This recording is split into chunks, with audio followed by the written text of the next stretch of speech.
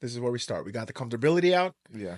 Welcome, everybody, to episode 3 of season 5. We have a guest that's been on Island Boys podcast. He was on the episode that had to get deleted. We will not say names of who wanted to delete it because we are not toxic. But he is back on the Pucacirclepodcast. He is a soccer friend. He's a friend of mine since high school. He's a buddy that we talk about the soccer about, which is why we have the respectful John Terry jersey. I took this out for you, brother. Like, this is something that I don't take out for anybody. It was also because it doesn't fit me anymore. This is during my high school days where I was a lot more slimmer, believe it or not, than I am today. But Yannick, thank you for coming, man. I appreciate it so much, man. Me. Thank you. We're here. I just want to say thank you to James. James, your episode reminded me of it. I'm going to count that technically as episode 1 because it reminded me of all the small things I didn't do. Like I didn't put out the table with the cups. I didn't put out like a background or something. I could have put a Peruvian jersey, a Peruvian flag. So small things like that. I appreciate the previous guest because I learned from that episode to make the next episode a little bit better. So I appreciate you also because I'm going to learn some things here that I didn't do. And yeah, we'll get that going. But how do you feel, man? How do you feel? Honestly, you've been wanting to be here for a while. Like, honestly, I appreciate that. Like, I that makes me feel amazing. No, honestly, I'm very happy. It was actually a blast the first time, when I was on here. At least the Pucacircle. No, Island Boys podcast. Island Boys, yeah. Yeah, I remember that episode. Sometimes I still think back to it, and like there's certain quotes that from that episode that I still repeat to like other people, like, yo, I heard someone say something like this, like, oh shit, look at that. The Island Boys still making an influence, man. That's crazy. No, honestly, so yeah, man, it was a fun time. I mean, your boy Darnell, right? Yeah. Eric was on that. Yuritsi was on that. Yeah. No, it was. We had a good time, man. It was a great episode. What was that? Like 5-6 years ago now. Isn't that incredible? 5-6 years ago. That is crazy. Yeah. Yo, wow, that is crazy. It was that long, man. Time flies by. Because I'm 30 now, so I must have been like 25, 24, bro, which is crazy. Crazy to think. Wow, time is just flown. Half a decade has gone through. Yeah, time does fly. Yeah, man. Well, we all know that obviously we know where we're here, but we're gonna start with a small intro, man. Let's just talk about how we met. Obviously I mentioned a little bit of a summary of why we became friends. We both support Chelsea. It's a soccer team for people that don't know, football, whatever you want to call it. This is an icon right here. John Terry is a Chelsea legend for anyone that does not know. It's the whole reason I brought it out for Yannick, because Yannick and me have been fans since then. Since the good old days, of John Terry, bro. Yeah. Even though he missed the penalty against Manchester United that cost us the Champions League, we still pay homage to this guy because very underrated center back to me. To me, he's one of the best center backs of all time. But we met in high school. We always clicked because of the sport, the love of the sport. But after that, it was just like was there a little hiatus where we didn't speak for a little bit, or we always just kept in touch on Instagram and stuff? I think what happened was we just ran more so in different circles. So like outside, because don't forget we were in stage crew for a good bit and everything. Yeah. So and I think like we had overlapping friends. So like I know Jamel. Jamel used to live close to me, and we used to go to the same church. And you knew some guys that I was, but I think, and obviously Herbert, we just when we just had different circles and stuff that never really overlapped in the way that we would overlap and stuff. So I think just. And also, me going away for school would do a lot. That's what I was about to say next. I think during your college years, you went away, and that made a big difference. Because I didn't see you for a long time. I mean, I stayed home. I was a homebody. Went to school nearby. So I think when you finally came back, I was inviting you to soccer, and you were always down. So, and that's when we reconnected, kind of. Yeah, and I think that's like, it was the Island Boys podcast, and then it was that summer that my boys from school came to visit me, and then you saw that we were playing soccer, and then you asked if I still played, and then you hit me up that same summer to come and play, and yeah, it was since then. Yeah, man. I mean, we after soccer, sometimes I take Yannick home because sometimes he does the extra exercise, likes to walk to the soccer place. But when I take you home, we have like those late night conversations, Yeah, and they're always yeah. they're always a vibe because it could be a podcast, bro. It could legit be a It podcast. honestly can Like be. I should make that a series where we just like record, and then I'll just edit out the shit that we're not allowed to say. But like we literally have like real life conversations, and at that point, it's just fun, right? It's fun. We talk Mhm, about life, how we're doing. mhm, And I always tell you, like venting and everything, it's a good way for like in a way it's a form of therapy, and it helps you sometimes because you need to hear a different perspective, or you yeah, just need to yeah, air it yeah. out. You know what I mean? And we talk about some serious shit. We talk some funny Mhm, shit. We talk about mhm. girls. We talk about life, Yeah, relationships. We talk yeah. about soccer. We talk about legit anything's on the table. Like no Mhm, pun mhm. intended, because the table's right here. Pucacirclepodcast. Yeah. Oh, but before we continue too, I just want to shout out these cups came from my nieces. This cup right here, this is Yannick's cup, came from Paula and Jimmy. So shout out to them. Thank you so much again. Of course, we're drinking some liquor, but we're not big enough to be sponsored, so I will not name that liquor. But hey, maybe one day, right? One day, yeah. Um, obviously, the topic. Did the topic throw you a little bit? I feel like it's a little tricky sometimes when you talking about struggle and having to, Mhm. you know, did you finally develop a story in your head where you were going to reference one or two stories or events that happened in your life? I'm not gonna lie to you. Yeah, it did throw me off because I thought it would have been. Because I do watch some episodes of the podcast whenever I can, and like Yeah. I do know that, and also just your individual stuff, and like I also told you, and in real life, in person, I'll tell you here. Obviously, like a lot of your personal snippets of just like reflection that you have that you post on your Instagram or on your podcast page, a lot of those times are like those happen when I actually need to hear those things. Oh, that's good. So, and I also do like that with this podcast, or at least with the Yeah. approach to this podcast, like there's a lot of humility. There's a lot of like, hey, this Vulnerability too, right? yeah, and there's a realness that comes with that I always appreciate and I always respect, I you appreciate know. that. Thank you. So and also more than anything, like it's funny. I joked about I was actually on a phone call with one of my friends Hmm. before coming here, and I said, "Yo, I'm gonna be on a podcast today," and he's like, "Yeah, what are you gonna talk about?" Then I joked around with him like, "Oh, the typical 50-50, who pays for what." you know, and I was like, "No, this is no disrespect to anybody that talked about these things. Yeah.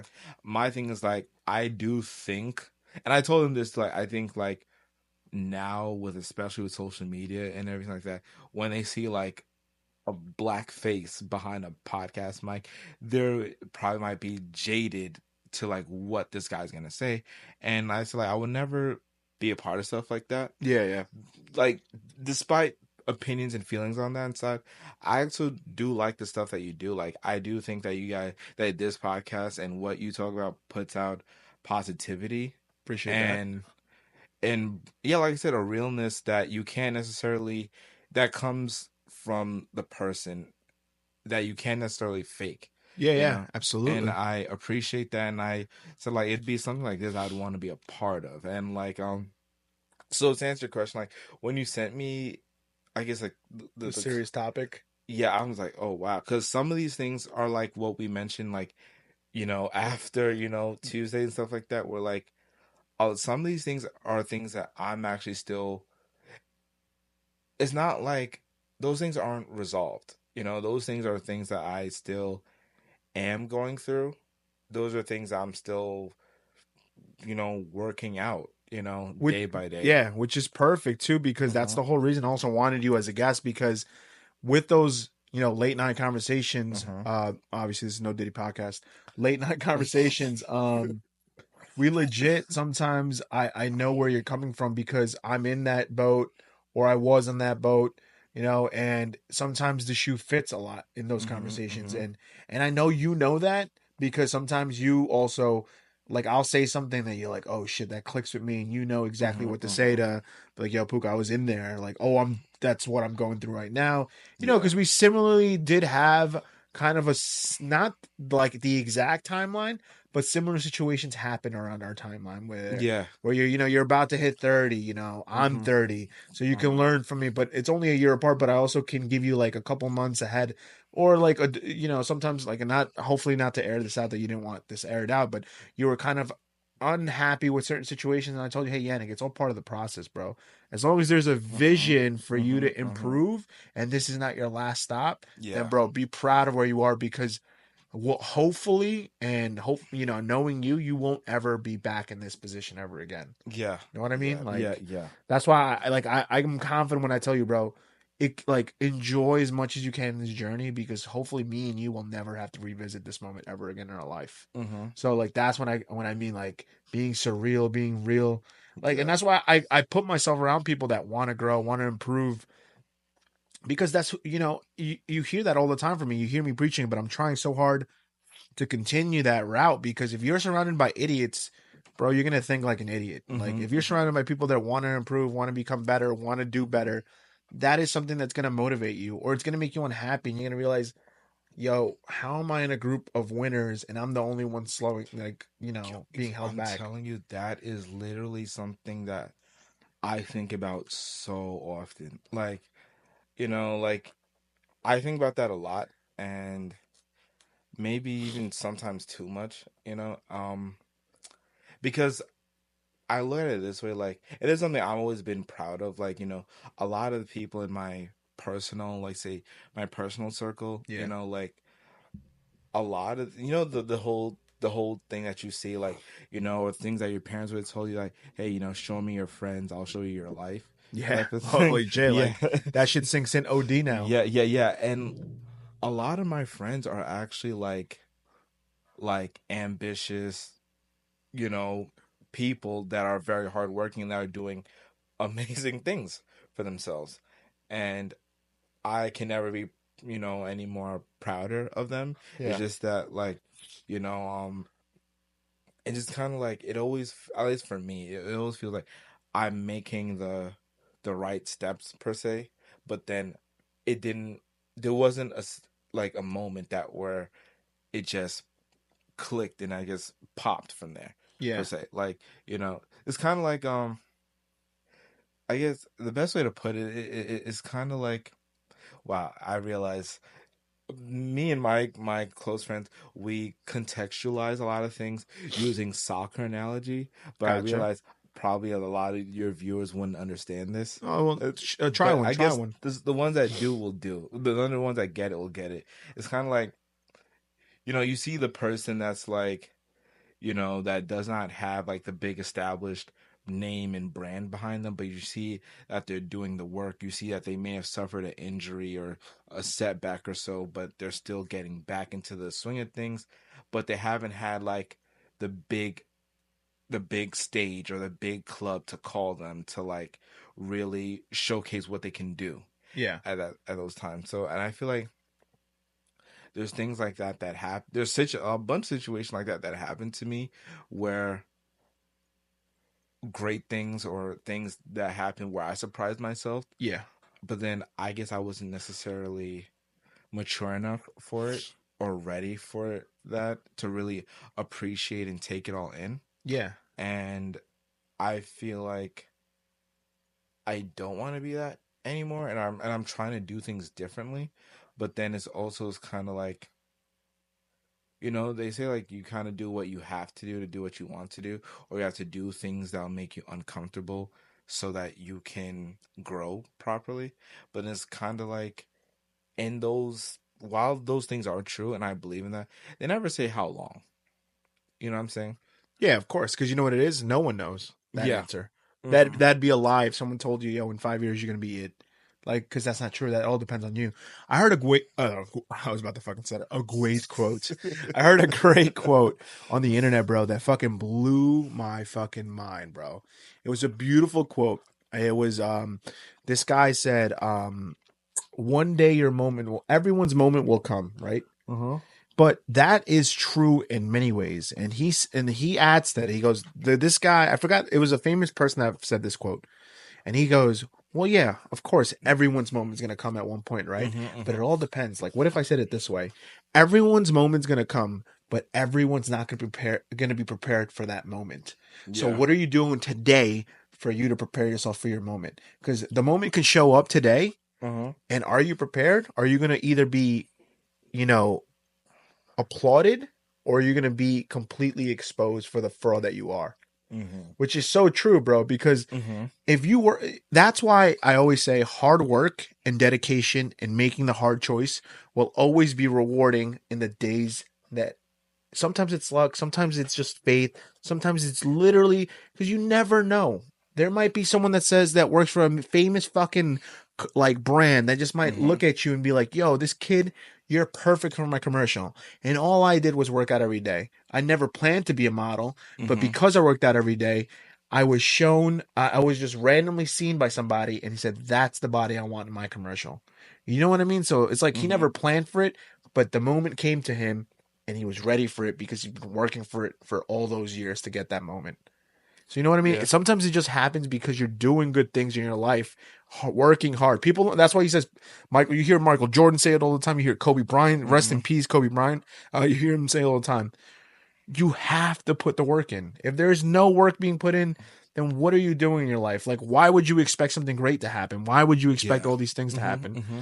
And I love the soccer analogy thing that you said because, bro, you can literally say this, and this is I actually do the same thing that you just said right now. Mm-hmm. Me and my friends do it too, but I learned because of those soccer people that no matter how far you get, Yannick, no matter how successful you get, J. Cole says it best. You'll always want more, or people will always criticize you even when you get what you were aiming for. So you look Mm-hmm. at people like I look at people like Lionel Messi. One, let's say before the World Cup, man won everything there was to win in the sport. But what is the one thing they always held against him? Was the Nope. World Cup. And they said he would never be the best unless he won it. Mm-hmm. Guy wins the World Cup. What does the world say? Completely fraud. Refs Yeah. were on his Yeah. side. Mm-hmm. Still not the best. He has to win another one. But do you see how crazy that is? It is, and especially like on the topic of Messi, like I feel like at that point, I feel like if we were there would be some more credit or like credibility to that if he won all his stuff off penalties and stuff. But in fact, he won that World Cup being the best player on the pitch every single match. Ha- Probably besides the Saudi Arabia game and stuff Well, like. the thing is, you're correct in saying that, but you're also leaving out an important part. Uh-huh. There's a my god, my allergies are kicking. There's an important part that a lot of people miss, and they put it in the documentary for the Prime thing. They put it. They literally you see it in all the interviews. Every player on that Argentina team Yeah. did everything for Messi. Yeah. They Yeah. knew Messi couldn't defend, so what do? That midfield ran their ass off. Forwards took the every opportunity either to capitalize by scoring or passing. Uh-huh. What did Messi improve in maybe as a player? His trust in that team. But Uh-huh. that team because he became a leader, he became Uh-huh. vocal. I Uh-huh. don't know if you heard that famous speech he gave Yes, in the Copa and America. yeah, I remember. I You know, remember that. he also evolved from the 2014 Messi that didn't win the World Cup. Maybe also he was a leader back then, but wasn't a leader that learned from failure. Uh-huh. Basically, right? It wasn't really failure, but he didn't win it, and he was able to show in this one that he was a better leader, Uh-huh. more capable leader, Uh-huh. and had full support from his coach to his training staff. Uh-huh. The whole country was with Messi this time, Uh-huh. and that Uh-huh. is the big difference because I always say if Cristiano had that support in his Portugal team and they weren't so arrogant and airheaded, I think that they could have helped Ronaldo go further, bro. Oh They yeah, got eliminated by Monaco. I'm not saying Monaco's shit because they proved they were a really good team. Morocco. Morocco, Yeah, sorry. yeah. Morocco. I said Monaco. Morocco. Uh-huh. But did you see the belief of Morocco? They Uh-huh. had the belief of their nation, the belief that they were like, yo, how the fuck are we getting this Even the far? whole continent, even Yeah, the whole bro. continent. Yeah, I definitely. I also do feel like for the longest time with Argentina and Messi, I think they want him to be that guy Yeah. because they know that he can be, and they kind of want like I guess the world to know that he's from our country and he's you know what I'm saying and and he could have represented Spain, and probably you could even argue he probably had more right to quote unquote represent Spain for what Barcelona did for him. But he chose Argentina instead of that, in spite of what Barcelona has done for him in his life and his family.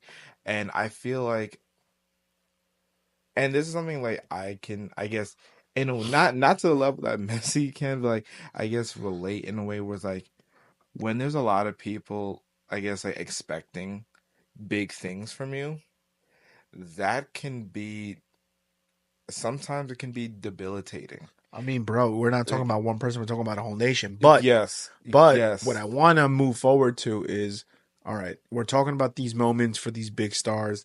What's a moment in your life that's Mhm. affected you, made you do hard choices, or maybe you're living it right now? But what's something that you want to talk about and share with us that you had to overcome, you're still overcoming, and the floor is all yours, brother. Wow. This is very tough because like it's very connected, you know. Oh, No, it's just sorry. Yeah, OCD. yeah. It's very connected, you know. I would say something that I'm struggling with is something I've always have struggled with, and I would say like, and I guess we briefly touched upon it, like Mm-hmm. off camera, but it's very much my, I guess, confidence, self confidence, and how I perceive myself, Gotcha. you know, and it's always been something that I was always looking, not say for someone or a particular person to like pour into me, but is more so like, okay, if I didn't get it, from externally like that, like I wanted to do some things I guess I can be proud of. Yeah. And there came, I guess, soccer per se, because I realized like the more I played or the more I got into the groove of things, the better I became. And I, I guess, you know, um, leaned into a lot on that.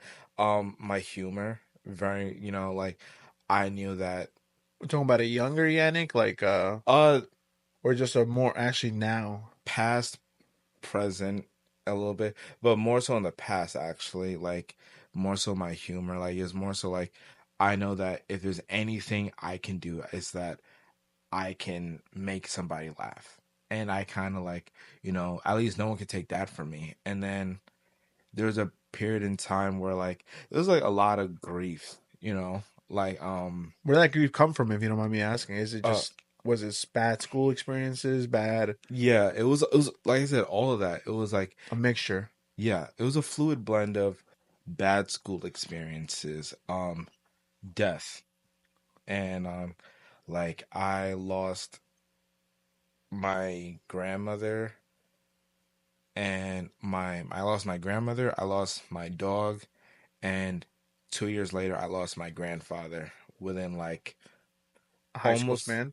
no, this is This is post, yeah, post high school. yeah, Okay. like college and afterwards, like all of that happened. And there was a point in time where like I didn't have that to rely on. I didn't have that to rely on, and I didn't have, and I know one thing I can take away from this: I am resilient. I have this way of like when things don't work out or things aren't looking, too hot for me, I find a solution out of nowhere, and sometimes I just, and I guess why those things impacted me so much, because like a lot of times, my grandmother would, when I'm feeling like I'm not good enough and I'm feeling like I couldn't, and sometimes, she would hear that from like, I guess, like my environment and things like that. She would always tell me, in her own funny anecdotal ways, like of the person that she sees me as. And I guess I always felt accepted, and like I could be the worst person to the world, but to her, I'm always, I'm always Yan, like, Yeah. and and I guess when I was going through stuff with like school and everything like that, and she had passed away, I guess, during that time, that very much like, You didn't have that person to remind you. and yeah, yeah, and especially with my grandfather and stuff, like I felt like I was now at least at that time, making the steps in my life where they can say, okay, you know what, they're proud of me, and they, the faith that they put in me was never gone in vain. And especially my granddad, because he's someone that accomplished a lot in his life. Like he'll be the first person to tell you he's proud of you, but he'll also be the same person to tell you that don't stop here. There's more to achieve. And don't stop until you achieve best or the most that you can achieve at that, you know? And there wasn't either of them when I was working so hard, and I was, you know, trying to lock in and really prove that I can do better for my life, Yeah. like as an individual. And it would have meant the world to hear that from them, because when there was times where I wasn't living up to, I guess, the expectations or that they had of me and stuff, that they defended me, or at least, I was defended. But Yeah. then there was, and when I felt like I was doing something that was worthy of that praise, and they weren't there to tell me that. And it's still something that I am um grappling with, because it was hard, at least for me and my family, at least in my life. I saw that a lot of people in my family, they had that moment with my grandmother and stuff, but then I didn't. And I kind of felt, I don't know, it felt, An I empty yes, void, like coal. yeah, like I genuinely, it hurt. And genuinely, it still does hurt. That changed me a lot. Um, it changed me a lot, and like, and so it's more like I kind of resolved that, per se, like just trying to be the person that they could be proud of. At least if I can say, it's also a religious thing too. Like if I feel like, okay, if I live a life or approach the world being a person that they could be proud of, or at least living in a way that they could be proud of, or whatever, not, then at least that's a steps towards the right direction. And but like I guess I told you earlier and whatnot, like I kind of feel like, while that stuff is good and everything, like Yeah. I want to still achieve more. I know that it's possible because of the company that I keep, and also, like, especially, like, the family that I come from. Like, there's a lot of people in my family that I'm also proud of too. Like, my my family is very, like, high achieving. My family is very high achieving, and you know, and I do know that a lot of the times they look to me to keep that up. Yeah. You know, You feel and like there's a standard in your family, right? very much, Yeah. very, very much. Yeah. And and Grandma and grandpa were kind of like a reminder to continue having that fire inside you in a way. more my Right. my granddad. My Granddad. grandma, she'd more so like do what's best for you, but also be happy, and don't let the world tear you down so much. Yeah. Whereas my granddad would, same way, but more like, you have, you absolutely, there shouldn't be a reason why you can be the best that you can be. She's not wrong. Which isn't wrong either, but it's, They're both their advice is 100% correct, right? mm-hmm. It I it all depends like really how you view it, you know.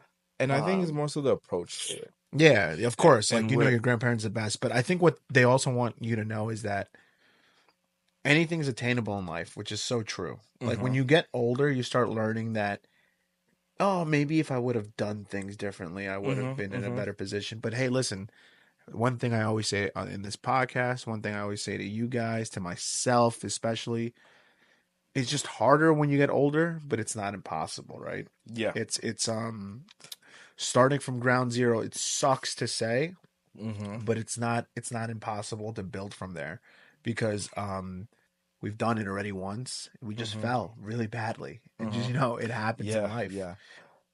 And one thing, like, as you touch on, like, when it's, that you're older, is that you become a lot more scared of taking risks You do. because you're kind of more aware of the consequences of said risk if it were to fail or not.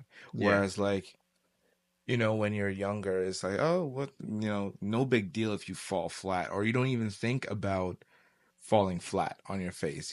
Correct. Kind of, yeah, like, I guess when you're younger, just even like playing sports or whatever, you could easily walk off an injury per se. Now just like sometimes playing Tuesdays, sometimes I wondered, wow, can I even walk the same way, the next day? And Facts. yeah. You're preaching to the choir right here, Yeah. brother.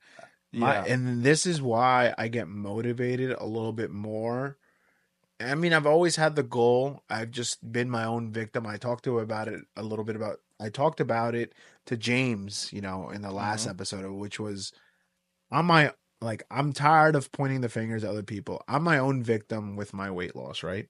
Like Mm-hmm. I don't and I don't people think the calling me fat offends me. I've been fat for majority of my life, but it's fluctuated, right? Like I didn't grow up Mm-hmm. fat. I grew up well, actually I was a fat baby, but I lost the weight, I Mm-hmm. gained it, and then in middle school I gained so much weight.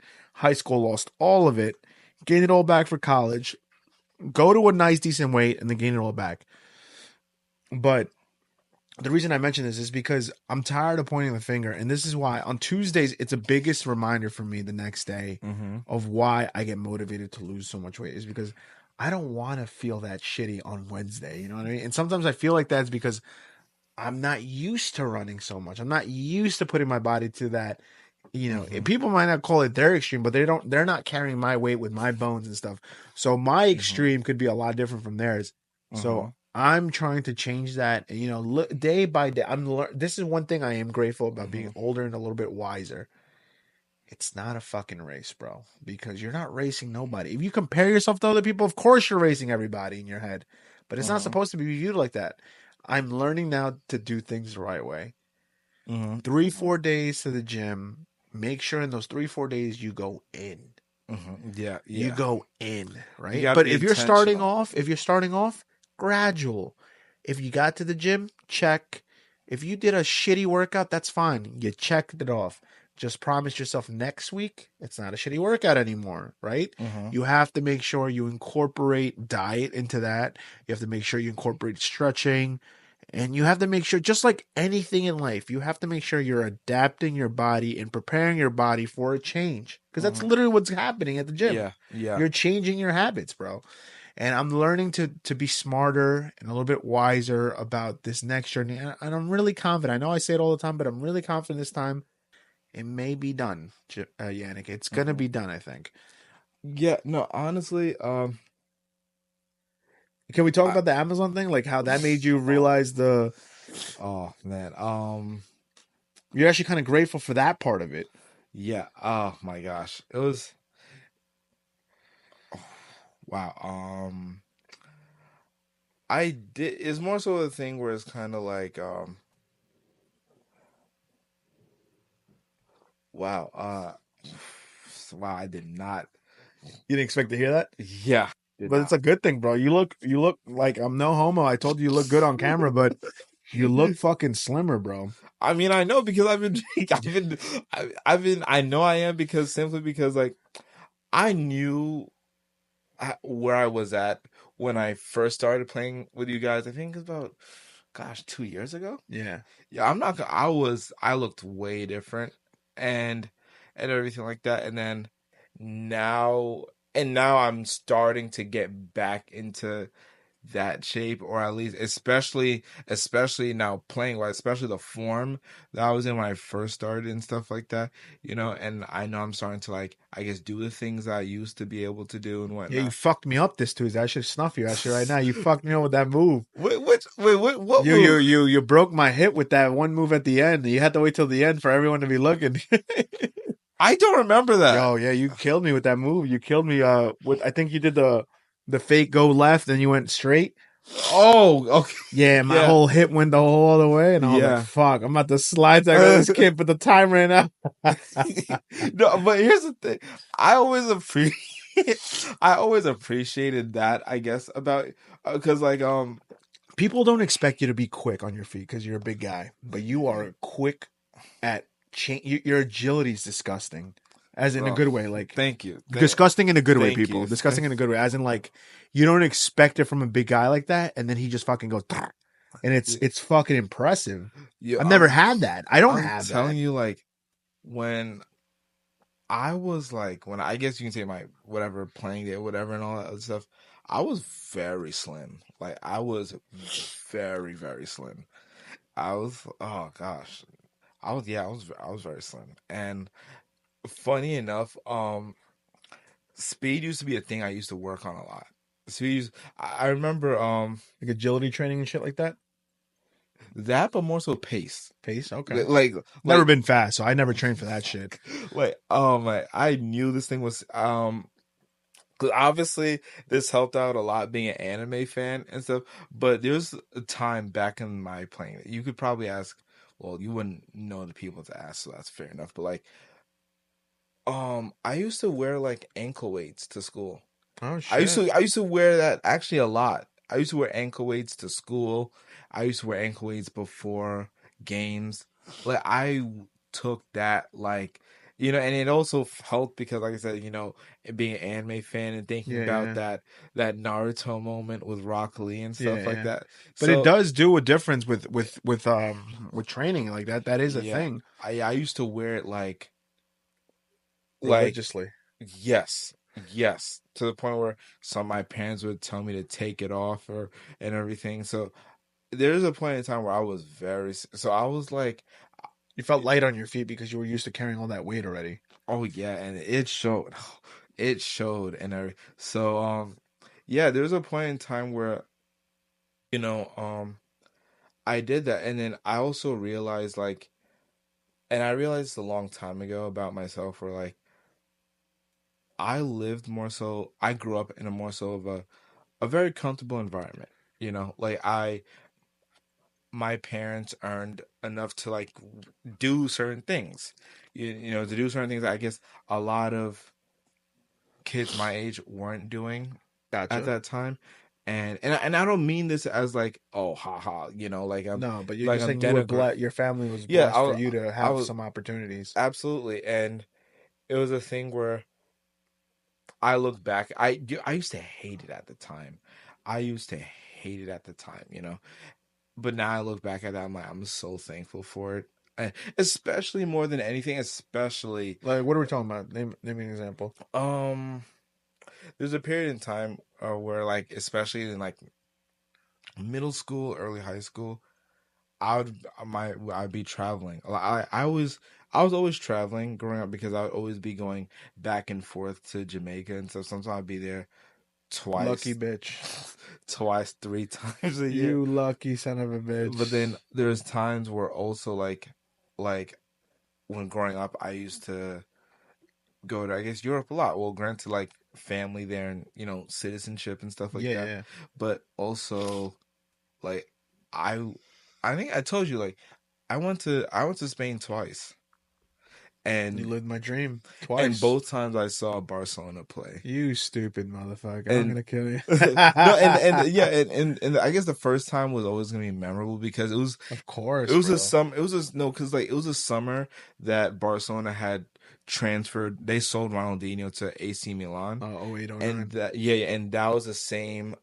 Oh, 07, 08, actually, No, maybe. it Oh, was 08, 09. no 9-10. Okay. 2009, 2010. Yeah, Pep era. yeah. Because at that time, I'll never forget. Um, Zlatan was playing. Yeah, 9-10 because I remember Zlatan was So playing. so that was already the year. They've been a year without Ronaldinho already. Yes, Zlatan was playing. Zlatan was playing. And I remember seeing his jersey there, and I knew I wanted that one, but I just never whatever asked Yeah. for it and stuff like that. I knew I wanted because I had a feeling he may not be there for long, and also I always appreciate him as like the tall striker that's doing like 6'5", doing things that like a 5'7" person would be able to do, Yeah. like the bicycle kicks, all the heel moves and stuff Yeah. like. So yeah, but I was there at at Camp Nou when they were playing AC Milan at that time, where Messi asked Ronaldinho to come do that picture with them. Carlos did. No, it's Puyol. Yeah, Puyol did. Yeah, Don't disgrace my captain, bro. Puyol did that. yeah, and then I was there for that, and I'm just You like, lucky bitch. and and But good for you, man. That's a moment. yeah, that was a big moment. I wish I held on to the tickets for I years don't after blame that, you. but then I had to throw them out because it got to a point where the ink was Rubbing off in rubbed. your hands. It was not even. It was rubbed off. Like at that Gotcha. point, it looked like Unreadable. yes. So I had to throw them out, but I kept them for some years, but nonetheless, I had trips like those and stuff like that. And at that time, I didn't. Memorable moments. Yeah, and I didn't appreciate it at that time because You're a kid. You think it's normal at no, that it wasn't time. normal. It was more so like I wanted to stay at home and be with my friends, because it's like, You don't, yeah, because those are things you don't understand. You don't come into yeah, understanding that travel costs. How much mm-hmm, does it cost? yep, Vacation time, because a kid yep, as you're always on vacation time. mm-hmm, These and are common things as kids that we never get back. Like what you're saying, bro, mm-hmm, is think of it like this. Ready? mm-hmm, When I say that you lived my dream, which is crazy, right? You mm-hmm, already lived it once as a kid, right? mm-hmm, Which is crazy. Maybe you didn't appreciate it as much, but this is what I'm talking about. Some people have different stages. You had a great childhood. mm-hmm, Some people still haven't even left the states. yeah, This yeah, is how I put myself in a positive state, because I think to myself, like, people have not experienced this. mm-hmm, I wanted to experience what you already experienced as a kid, but that if you did it today, you'd feel the appreciation for it 100 times more, maybe. absolutely, Yeah. absolutely, and I'm saying this like as someone who still wants to go, just simply because like I'll always love him simply because my favorite team plays there, Yeah. But it's like it's always like I don't know. I always appreciated it. Yandals, we're gonna say on this podcast, I don't know when, but in the next 2 years, I promise there'll be another episode between me and Yannick, and it will be in Catalonia, Spain, at a hotel, brother. No Yeah. homo. Let's stream on that. It will be in Spain, and you know what? We'll take the fucking train or fucking plane ticket that costs $30 or €30 to go to fucking England and see a fucking Chelsea game at that point. Might as well. We can't wear a Barca jersey there. No, they'll beat us up. Yeah, we will not make it out. Like, But even man, we will not make yeah, it out. yeah. It's like um, at all. one thing I do want to ask you, and you show such a appreciation for grandma and grandpa. Obviously, I'm assuming that relationship was very strong with a bond and stuff, and I can relate to that because my relationship with my grandparents was very strong. Too, when I lost my grandpa, I told James about it too. Mm-hmm. It was a lot. It Mm-hmm. changed me a lot because it was my first real experience with someone close to me dying. Mm-hmm. And Mm-hmm. the way I thought about it I went all wrong because I was a 14-year-old boy still getting out of my emo phase, and like Yeah. I was Yeah. I was a stupid kid in dealing with that loss. But Mm-hmm. you were a little bit older, right? Yeah. Oh, well, a lot older. A lot older, yeah. Today, what have you learned from the loss of someone important to you? Like, what could you say is a lesson that maybe someone is going through right now? Like, what should someone really think about? What do you think they should do? Mm-hmm. Do you think there is a proper way of grieving? It looks so different from people to from individuals. So I can't say there's a right or wrong way because things, you know, people process their feelings individually. That's different from you and I and everything. Correct. I won't lie to you. At that time, you know, because growing up, I grew up very much into, church, and, my grandmother, she was a Catholic, but then my, that was on my dad's side, but then my mom's side, my grand aunt was, I guess, what you would call a priest. So she's like a reverend pastor and stuff like that. So Gotcha. I grew up a lot Around in, religion. and at that point, I guess, like, it, it really did leave a hole in me at that time because, they say that, I guess my, religion stuff, it says that, Are you Catholic right now? I'm Christian. Christian. Okay. Yeah. I would say, like, it says that, God doesn't take away what he won't replace. And at that time, I guess I was looking for, A replacement. because I just thought that, okay, if you're gonna take someone that important for me, then the person that you put in my life, or whatever you put in my life, is gonna be even greater.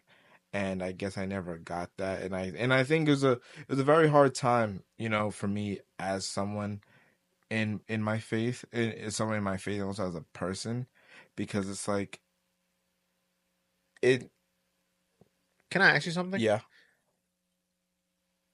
I'm new into reading. I got to read the book, the holy book. I got Mhm. to read the Bible. I preach God all the time because I have my own Mhm. relationship with him. Mhm. And I'm not making this a whole like religious thing or anything like that. Preach what you want to preach. I absolutely 100 Mhm. respect your religion, wherever you're coming from. I mean, we branch out from the same thing. Yeah. I'm Catholic, you're Christian. It's almost the Mhm. same thing. It's just a branch. Mhm. Mhm. The only question I have for you is that I like what you said there, and I've heard that many times before. God does not take what He doesn't give back 100 times, right? Like, Mhm. Mhm. Mhm. now let me ask you something. When your grandma was alive, Mhm. did you think about all the values, or was she there to reassure you all the time that you were worth something, that you were, be happy with what you know, everything you just mentioned prior. Mhm. When she was alive, were you thinking about that, or was she always there reminding you from time to time? I think yeah, you can say she was always there, like, I guess, reminding me, Okay, you so know. let me tell you something that's not to get like biblical Mhm. or anything like a nah moment, but bro, I think God did exactly what you just are looking for. Mhm. Everything you preached came from that lady's mouth and what she taught you. Mhm. So God did replace her with her lessons that will never be forgotten from you. Mhm. I mean, obviously, we want the Yeah. physical thing over that, but I think God wanted also to let you know she may Mhm. have lived not her purpose for you, but her purpose for this world, for you and everyone in your family to be reminded of her words. Because sometimes you ever hear the things like you don't give a flower until some like you don't why give like people show up finally when they're dead. Like Mhm. they'll give flowers finally. Mhm. It's like the same thing. Like their words don't resonate or not aren't reminded to us Mhm. or aren't embraced by us until they're gone because now everything's remembered because you go through a Yeah. nostalgic Yeah. moment. So I think he did give something back to you. Maybe not the thing that you were specifically looking for, Mhm. but in a way, like you'll never forget those words. You're probably gonna pass your grandma's words Mhm. and her beliefs and her systems and her loving you to the Mhm. future Yannicks. You know what I mean? Yeah. Honestly, no, thank you for that, first and foremost. And I genuinely agree. And I have to accept my accountability in that, where, like, I it took me some time after that to accept that I was being selfish. I knew the state of my grandmother's health of at the time that she was passing and stuff. So, but yeah, gosh, I'm so sorry about that. No, it's okay. But No worries, bro. yeah, I can admit that I was being selfish, and maybe a part of me still is, for wanting them to be here, because I guess I'm not strong enough to believe in myself the way that they did, and I can admit that.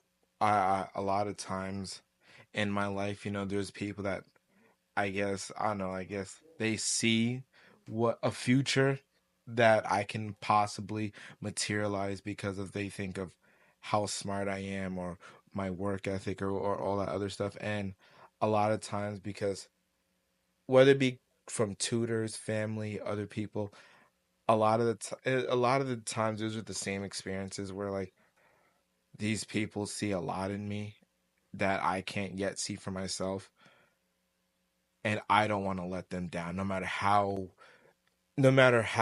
I, whatever it takes, I don't want to let them down, and unfortunately, I end up letting them down, and I guess and I can take my my part in that, where it's like they believed and I didn't as much as I should have, and I guess this is something that You've been dealing with for a while. and I'm still trying to figure out how to like get past it, because it's like, like you said earlier, and like we have spoke earlier, that like at this point, in our lives and moving forward, we can't, it's not good enough, and it's frankly unacceptable to blame other people, other factors for where you're at in life, or for whatever dissatisfaction that you have in life, if you Touche. haven't put the work in or done things to help it or improve it. Yeah. It's one thing like, okay, you tried something and you fell flat and then you quit, but then you quit is kind of like not is not really acceptable, especially like if you see the lessons and you see the way that you could do things differently and whatnot. Like Yeah. that's something I'm at the point, like as I told you, where like, you know what? And also I also have a problem with overthinking. A lot of times, You're like, preaching to the choir, buddy. yeah, I think of ways things go wrong before things can go right. Like We're our own victims in our heads. yeah. You know how you get better at that? Mhm. You know what I'm learning? Mhm. I'm learning to, it sounds so simple what I'm about to say, but it's not. For especially you can relate to this. Fight your overthinking. And how Mhm. do you do that? Be the counterpart to your own negative thoughts. Mhm. So if you're thinking like, man, this really can't work out, like, hey, I like this girl, but I don't think she might dig me, right? Use the Yannick voice and Yeah. just be like, yo, I'm a funny ass dude. All I. right, so you know what I'm gonna do? Mhm. I'm not gonna overthink this. What I'm gonna do, I'm gonna go over there. My aim is not to get her number. My aim is to make her laugh. Mhm. Let me go use a good quality that I have and make her laugh, so then I can get the conversation started. And Mhm. from there, now we're at a fair playing level. We're at a Mhm. 50-50 playing level. You know what I mean? It's just like Mhm. anything. Like look what I just said about my weight loss. I've acknowledged that I'm my own fucking victim. I'm Mhm. a victim to my own like reasons of why I'm not in better shape. But at the same time, I'm saying, all right, how do we change that? I'm trying to use all of the wisdom. I'm looking for all the positive thoughts that are going to push my negative thoughts away. Mhm. So if I don't know how religious you are today, but I know I can't do this alone. There has to be faith. Believe it or not, like I'm at a point with my relationship with God where like I'm willing and I'm working on trying again. I'm back to praying on a more semi regular basis. I and I'm most if we're gonna be honest here, I hold on to that a lot because that's what my grandmother believes very strongly in. Um, and and also it was a lot of things I saw that I didn't like, and but nonetheless, I also do believe. Now I don't know your process, but I tend to know that like for me, when I do my best, or when I surprise myself the most, is when no one believes in me. When no one like, yeah, yeah, we thought he could do it, but yeah. And I guess I hold on to that a lot. Use it as fuel.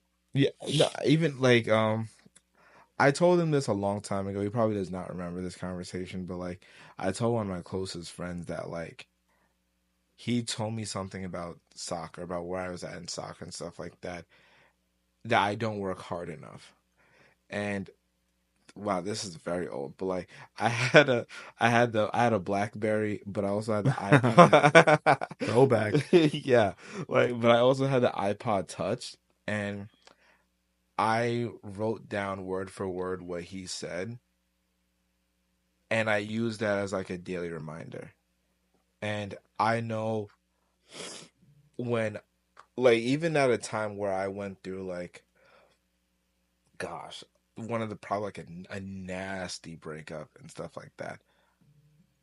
I lost like about I don't want to I don't know the weight, but like I lost a lot. Like I came down probably like 3 shirt sizes and Good for you. 3 and 2 and one down my waist simply because I was just hard on myself. Like every day, like But that uh, that's the key, bro. Like I'm yeah. not saying that we all have to be nicey, like positive, Hmm. like flowers are blooming. Yeah. No. When I say positive, I Mm. mean like hypothetically, right? Like what I Yeah. say to myself in the morning, right?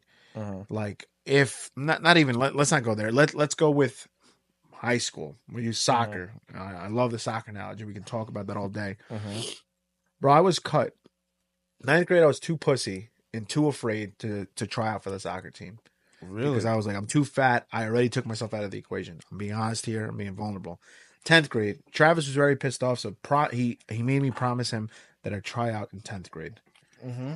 I didn't put the effort into losing. I did lose a lot of weight, Hmm. but I didn't put the effort into losing weight. Like I just Hmm. did it because I was playing soccer a lot, but Hmm. I didn't aim, I didn't train, I didn't try to improve. Yes, I did get better because I played the sport every day, but my aim wasn't to improve in the sport or anything.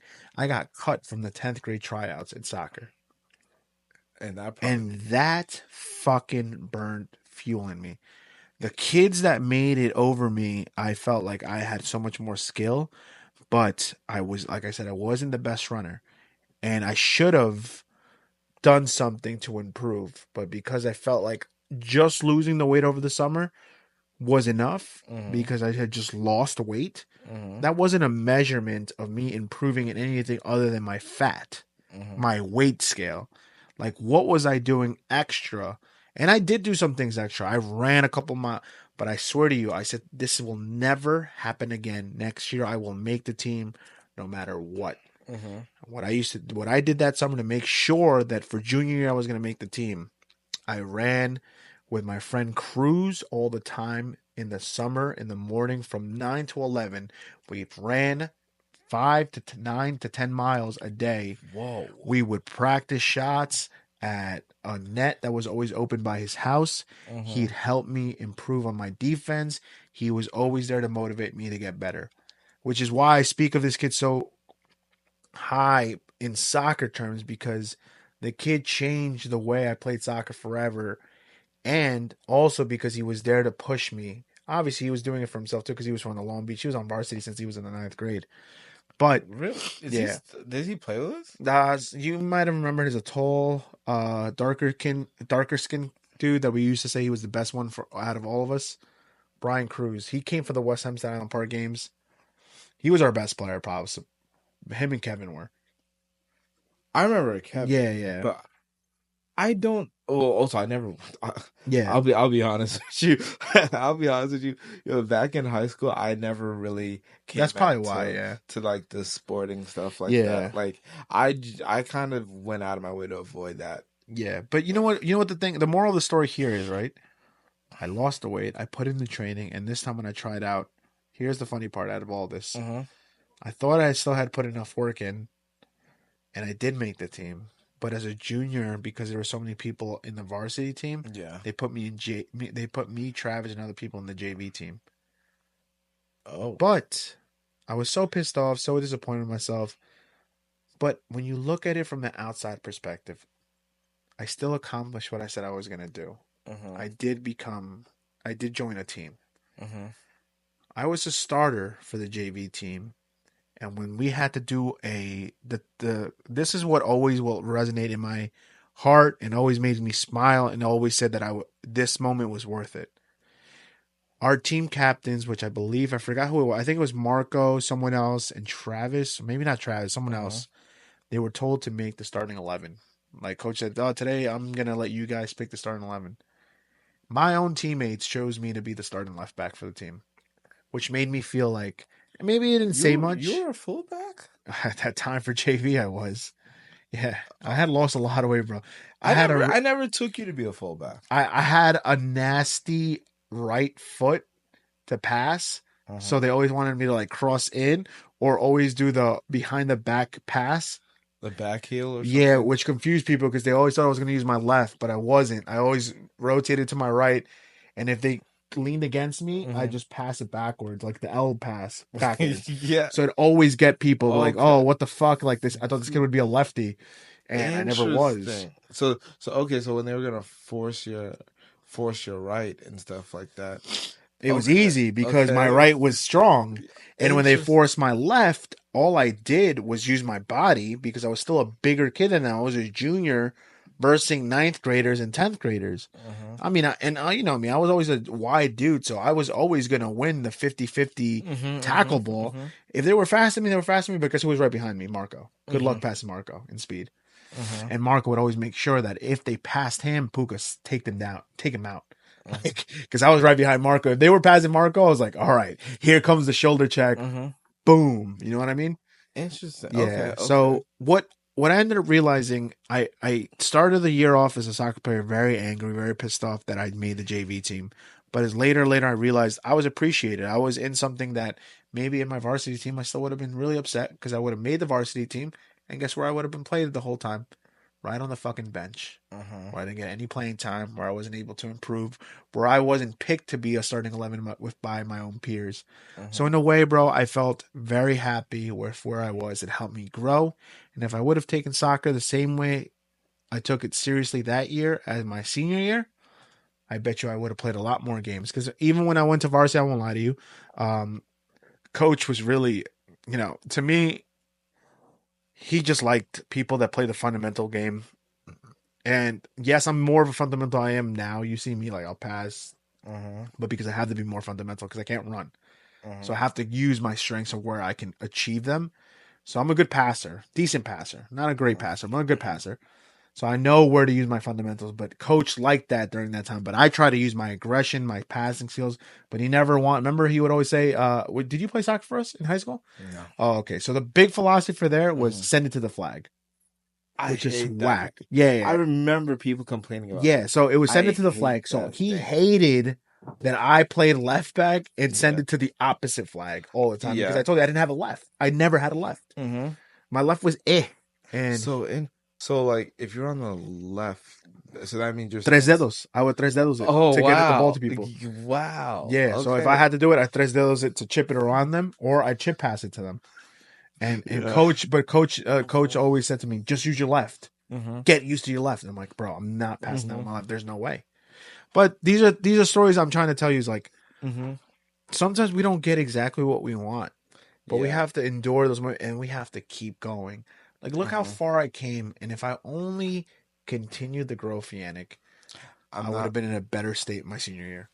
I'm not gonna lie to you. I'm the type of person where, and like I'm saying, I'm trying to get out of that. Yeah. And I kind of, it's funny. I was like, if he ever sees this, he's gonna know I'm mentioning him.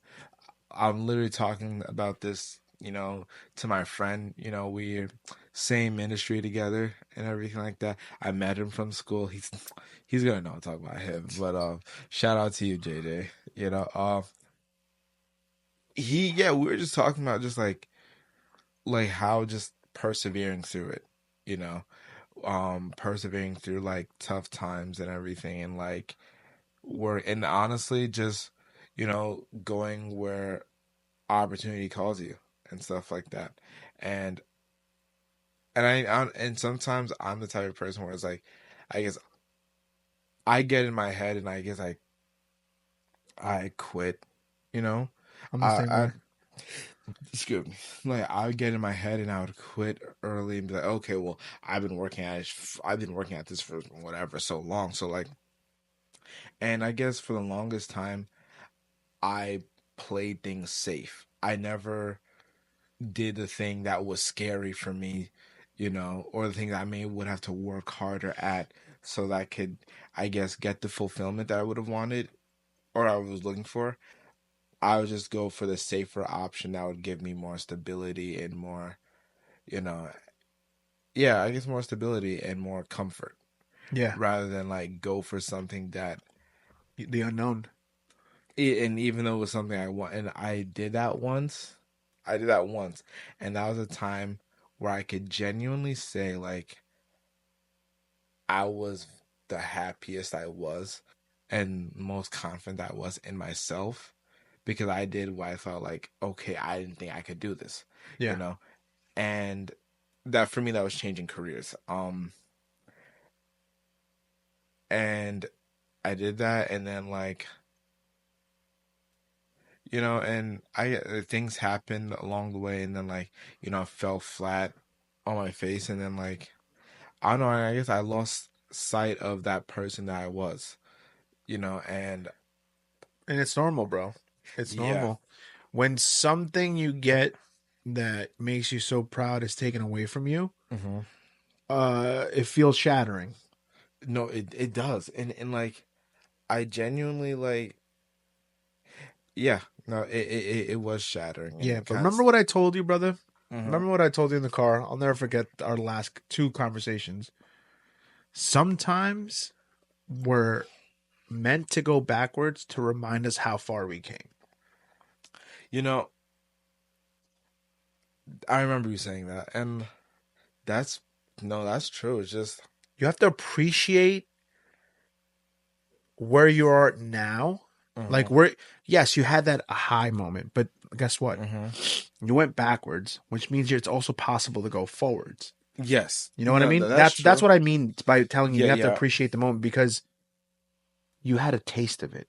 yes, yeah, You know and what I mean? And it tasted no homo, no Diddy podcast. It tasted good, which yeah, means now when you don't have this, it's not going to taste good because why? Because you're not where you want to be. yeah, So how do we change it? How do we take small steps and the right steps hmm to going in that direction again? That's when I tell you what appreciate the journey because now you remember, okay, I want this. How do I go back to this? And where do I have to start? We're not going to expose what you're doing now, even though I mentioned it before, hmm but this is a stepping stone hmm and it's paying the bills as of right now to get where you need to go for this next journey. And it's never, this is also why I believe that people also shut down God a lot. And this is my two pieces about God. People say, "Oh, I pray for things and it never happens." You have to look at your life around you yeah, and really picture: are you not being given what you gotten, or you're not doing anything? You can't just pray for something and and not do not shit work. and just expect Yeah, magic to happen. yeah, no, yeah, you have to, You have to put the work in, yeah, you right? absolutely. You have to. I mean, yeah. Remember in the car, like I also do two things. Like I also teach. I'm also Student shit, yeah. yeah. And that's the thing where it's kind of like I, yeah, it's I don't know. It's at a point where like I would want to just like more so like I guess I want to go back to the person where I was at that time, being confident and more so fulfilled. Gotcha. And but I also do want to like understand that like in order for me to keep growing, I have to do the things that are scary for me. Because like when it comes, I guess for you, when it comes down to like the weight loss thing and everything like that, I never had the same experience, and I'm not trying to like denigrate you or anything like Yeah. that. Like I never had. I guess that experience is more so it's kind of like once I go in, I know that like I'm pushed because I was there before, so it's Yeah. not necessarily like a you know unfamiliar thing, but it's more so doing things otherwise, like my I guess my creative passions and everything like that. And my problem is that like I don't think I'm patient. I don't think I'm patient enough with myself. I feel like I feel like once I start something, I want to be as good at it as fast as I can or pick it up faster than I because than I probably should. And I wasn't patient, and I wasn't necessarily, and I guess I get frustrated with myself when I don't do that, and I subconsciously, maybe even consciously, just stop and I identify the problem. Like, okay, yeah, I want to get to this point, but I'm not there yet. So, and I guess the conversation ends there. Yeah. Whereas, I guess now I want to do things differently, and like I told you, I want to do things differently to get results I never had. And Yeah. I guess I'm trying to show up better in that, but sometimes I think my problem is I have to take the first step, and the first step is typically the hardest one, but I think I have to be better at that. And I guess I'm trying to take the approach of like being very hard on myself and being like, well, why don't you do this yet? Why don't you do that yet? Like, what are you waiting on, and everything like that. Yeah. And I Dude, don't. I said this before in the Island Boys. I don't know if you remember. You might have not. And it's a famous thing I still say till today. And it's something I'm good at. There's things I'm really great at and things I'm really bad at. But I always said this. The first step to failure is not taking the first step. You will never know anything about your vision or your Mm-hmm, dream if you don't even take the step in the right direction. It mm-hmm, could be the wrong step, but you'll never fucking know. So that's why I tell you, I encourage you, bro. Do not fear what other people may say or judge you because we're past that age. And mm-hmm, you have the right to feel like people may be judging you, and they will be. Like I'm not, I'd be an ignorant fuck to tell you there aren't going to be people judging you. There are people judging me right now. It's like this 30-year-old fuck is still trying to do his podcast. And what is it? His fourth one? Like, you know what I mean? And This is your fourth one? no, it's my third one. I was gonna no, because But you know what I mean? no, That's what I'm people. not gonna lie to you. Island Boys was doing well. Island Boys was taking off. Yeah. It was, and when I looked at that, I mean, wow, God, this is. I apologize. No, no, it's I okay. shouldn't. I shouldn't wait. I should not have waited until I'm on. I'm here to tell you that, but like, I'm actually really proud of you for like. Oh, I appreciate that. No, Thank I'm you. so serious. Like like you're part of you're the people that I reference when I'm like, you're doing this, and other people are starting their passion creative projects and have gone further in it or making significant progress in it, and like here I am too scared to start mine because I'm too scared to fail. And in my people who watch this and they're familiar with it, they're gonna know what I mean when I say like in my culture we call it watching face. Watching face. Yeah, it's kind of like it's kind of like another way of saying like you're paying attention to like what other people's perception of you is. So Okay. yeah, Watching if face. you would hear it in like dance hall songs and stuff, or like at where like, I'm not watching face and everything like that, it's more like you don't care about how you look to other people. You're gonna be Facts. doing you. And I felt like I was a lot better about that. And I think I am good about that in a lot of cases, but I feel like in doing I think certain because when you're just kind of like making music or doing thing artistic or anything that's expressive, it comes from a place of sensitivity, and it Of comes from course. and and I know that I've always been a sensitive person my entire life, You and just don't want. I I think you don't want to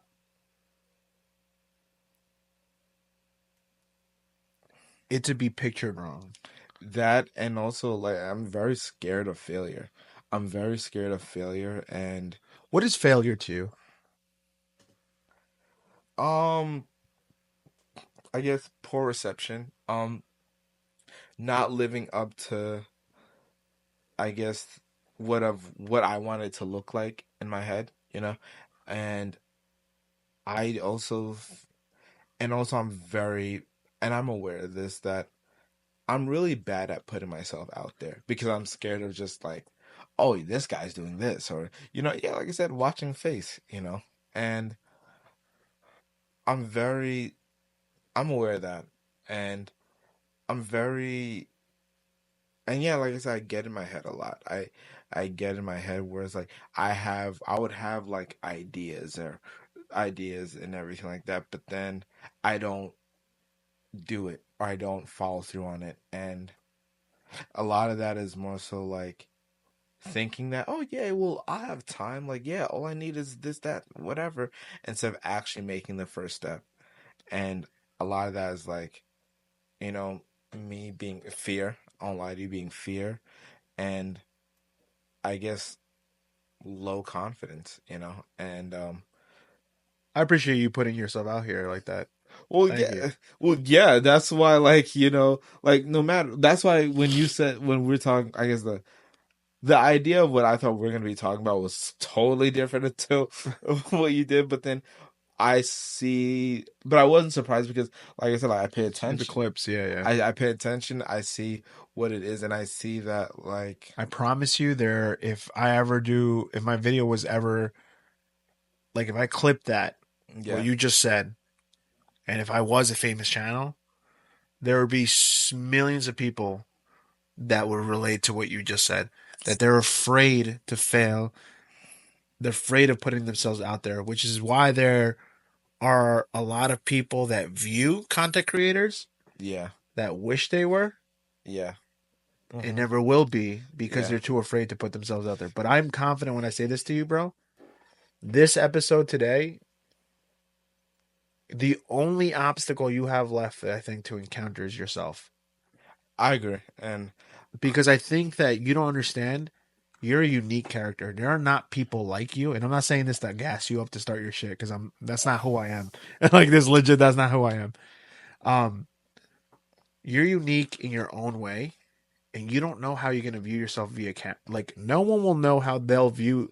Like I don't know. I know who I am, hmm but how I'm viewed on a TikTok reel or an Instagram reel could be completely different by millions of people.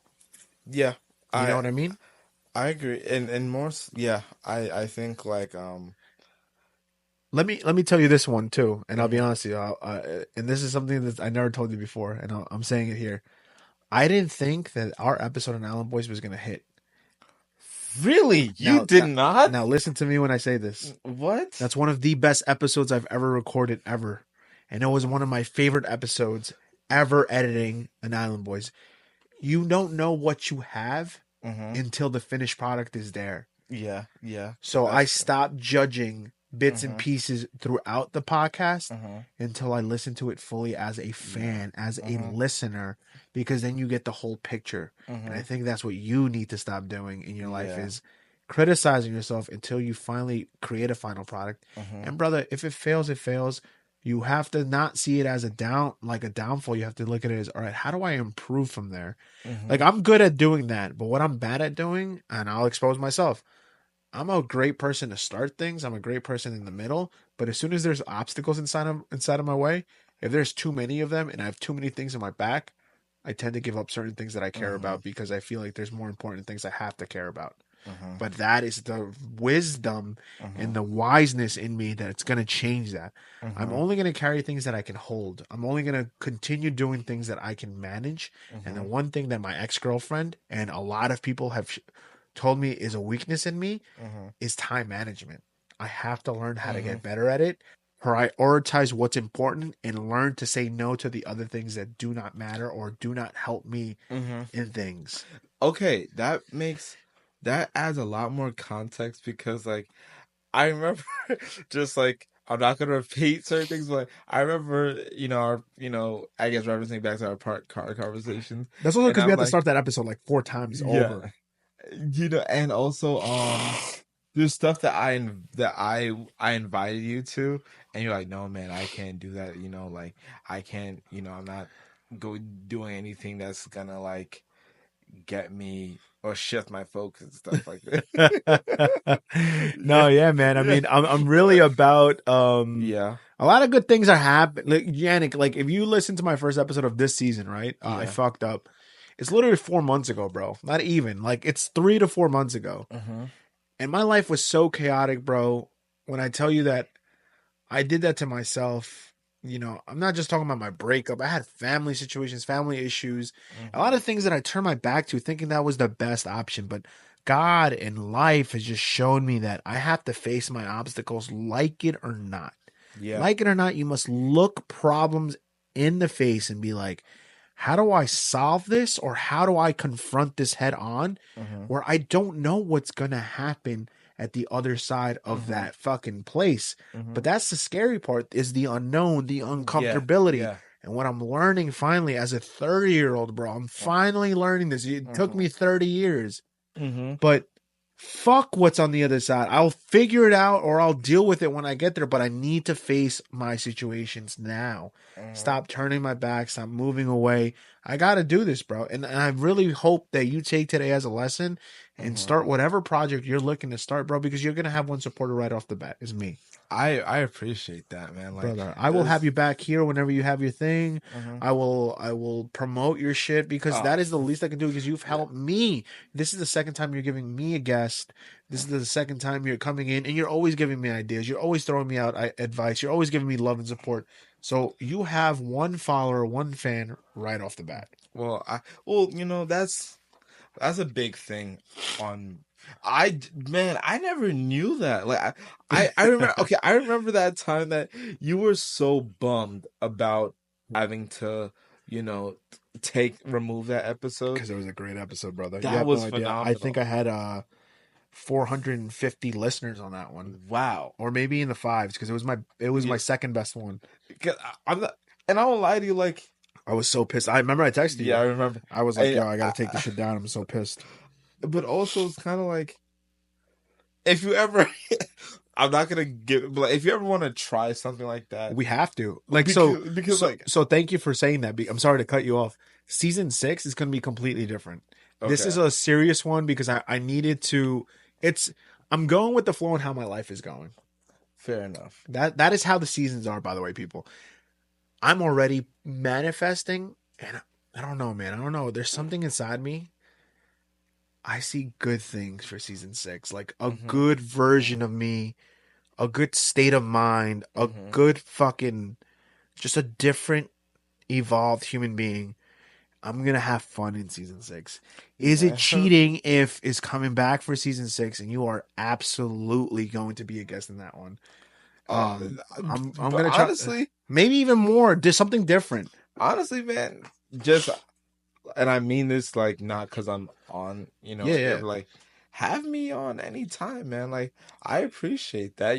Funny, That was a funny. great episode, bro. It was a fun, I'm but thinking also about it. that's a type of, how can I say? Those are the types of things that I thrive in. That's where you can see. Yeah, You, you're a goofy good. Like you just said, your gold is your comedy. Me yeah, and you bounce off, like our conversations in the car is serious, and then next thing is like, yeah, you know what I mean? It's just yeah. like, Like that's, I typically thrive in that, especially if especially with like environments with funny enough, I guess I could, okay, yeah, I talked to you about this too, like a long time with me and my one of my close friends. I talked about like, yo, man, like I kind of want to do a meme page simply because of the content I post on my close friends and yeah, stuff yeah, like that.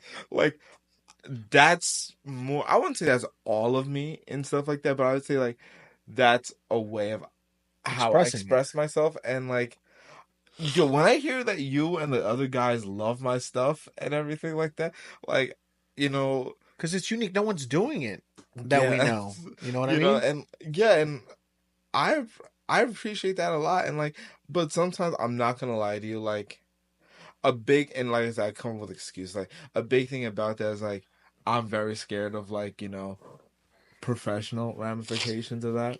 And also like, and sometimes this the work behind it, where it's like, I The idea is great, but where's the yeah, work ethic, right? Like, that, and who's gonna also be doing all that? it's kind of like, I wouldn't want to spend so much time on my phone if I'm not making any money off of it. You know what I'm saying? Like, it'd be different if like I'm, fulfilling orders, tracking, all the other stuff. But it's kind of like, if I'm just here, giving people a laugh or two and stuff like that, just you know, and also there's a that idea came out of inspiration because I was going through a very rough time. I remember it was in finals week, like I was going through a rough time just like studying and stuff, and then I just went on a bunch of like meme accounts and stuff, and I that just really took all the stress. I was just laughing at all that stuff, and but then also I see that a lot of those things get struck down. A lot of those things get struck down, and it's kind of like See, but I'm not let's stop there already. You see okay. what you're doing? You see what you're doing? No, but it's true though. No, but you see what you're doing? You see Yeah. what you're doing? But, That's you already saying uh, like, why even try if it's gonna get strike down? How about this? mhm. I don't know if this is the route you're going, but if you want to start a meme page, I think just do it. Yeah. Don't even think about it. Ready? Mhm. Next week, think about 3 things that you want to post and just do it. If no one follows, no one follows. You don't even have to say it's you. No one. I don't want it to be. No one knows it's me, but That's what I'm like, saying. Like because yeah, then there's no fear. It's like Batman. You know how sometimes people yeah. are cool wearing a costume because they don't give a fuck because no Mhm. one knows it's behind the mask. Mhm. That might be your strong. That might be your foot inside the door. That I think that will, but the thing is that that's genuinely, I guess, what sells it. I think that's what genuinely What you know, markets it? yeah, because it's kind of like with the close friends and stuff like that. Like a lot of the stuff I post are mostly like the stuff that Personal follows. stuff. Yeah. I try not to post too much personal stuff. Like for example, like I would post like obviously like I guess there's a level of personal that I cut it off at. Like for example, like now the word is out. Nobody knew. I never posted when I was going through the times I told you about. Like probably now people are gonna find out that my dog passed away. Sorry about that, brother. Yo, like like I felt I thought I knew pain. That hit different. Hell yeah, man. People That forget one, a pet that would is a man's best friend. That's what yo a dog is. that one hit different. Like that. Like when I say like I try, masculinity and all that other stuff. Yeah. I try not to cry as much as I do because I know I'm sensitive a person anyway. So I remember when the vet had told me that that the other solution would have to be to put him down because he probably would not survive the surgery needed for Yeah. him. I tried to like walk it out, try to thug But it next out thing you stuff. know, it's just like When vroom. when I say I took 3 steps out of my mom's car and I was on my knees, gripping my stomach, crying my eyes out. I feel you, Like brother. like like I didn't even I knew that mind you, this was outside in public. I wanted to stop. I wanted to stop because like, man, my mom see me this way. I don't want anyone else to see me. I couldn't. I just Well, to make you feel better. Now, I Mhm. don't know if this is gonna make you feel better. That dog right there died 8 years ago. My dog Snowball. Oh wow. I have a picture of him because, I bro, thought I thought it was only Ace this whole time. nah, bro. I had an OG, my OG Snowball Mm-hmm. dog. I cared about so much, bro. My friends can vouch for me that when he died or when he finally was diagnosed sick, I drank so much. I would cry when I get really drunk, saying that I don't think it, I had a weird feeling that Snowball was gonna go. I kept saying to them, I think Snowball's time is going. I was crying OD, and then when finally he did die, bro, I'm telling you, I was destroyed.